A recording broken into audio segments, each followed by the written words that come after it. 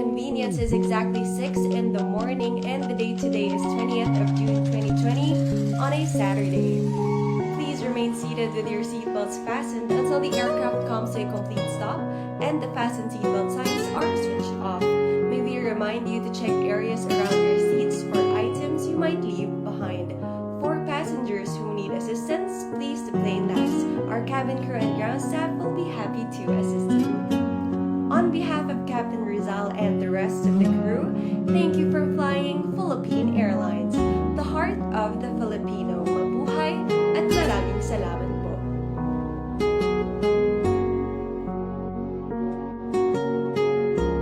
Galit si Pangulong Rodrigo Duterte nang humarap sa may 100 airing policemen sa Malacanang grounds. Ipiniresenta sa Pangulo ang mga pasaway na pulis mula sa NCRPO, Police Region Office 3 at 4A.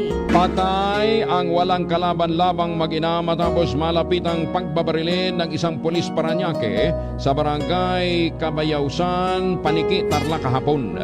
Nag-viral ang pamamaslang ni Police Master Sergeant Junel Nuesca ng Parañaque Laboratory kina Sonia Gregorio, 52, at anak na si Frank Anthony Gregorio, 25. Nabidyohan ang pagtatalo ng may handgun na si Nuesca at ang mga biktimang pinagbobordahan ng bala sa harap mismo ng kanilang pamilya. Pero matapos ang insidente, agad namang sumuko si Nuesca sa Rosales, Pangasinan Police Station at ngayon ay nasa custody na ng Paniki Municipal Police Station.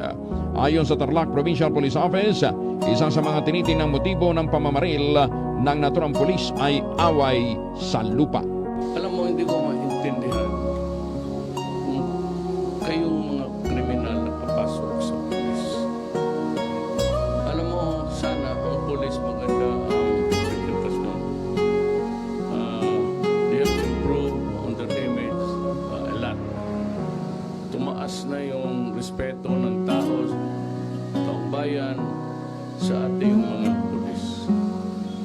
Kayo yung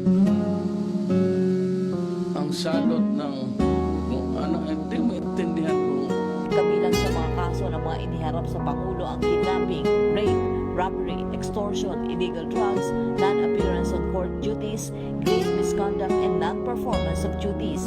Labis na nadismaya si Pangulong Duterte nang patayin pa ang kidnap victim ng pulis.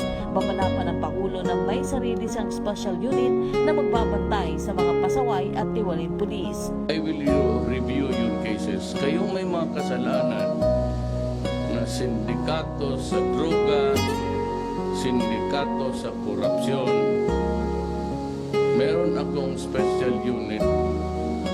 Habang buhay, bantayan kayo. At pag nagkamali kayo ng kunti, sabihin ko, patayin kayo.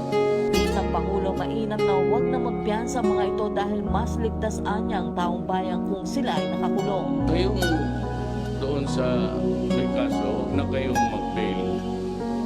Huwag ninyo kung sisihin, huwag na kayong magpiyansa, magtiis kayo dyan sa loob.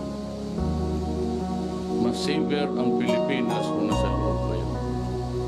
O kung hindi, patay kayo.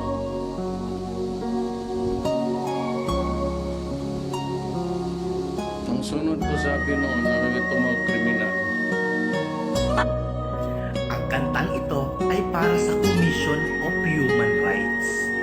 1, 2, 3. Nasaan ka man ngayon? Tahimik ka ata. Yan ang tanging tanong. Kasi maingay kayo pag may namatay na NPA at sa war of drugs.